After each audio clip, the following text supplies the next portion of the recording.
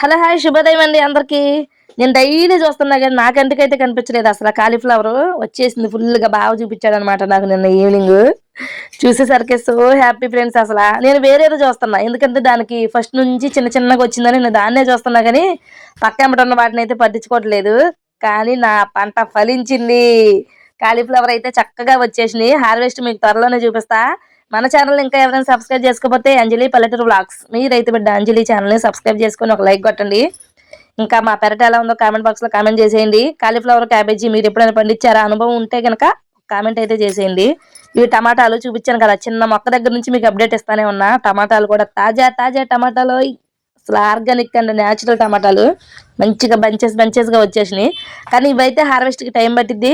Cauliflower, cabbage మాత్రం త్వరలోనే కోసేస్తా. ఈరోజు ఏదో ఒక రకంగా ఫుల్ వీడియో అయితే పెట్టేస్తా.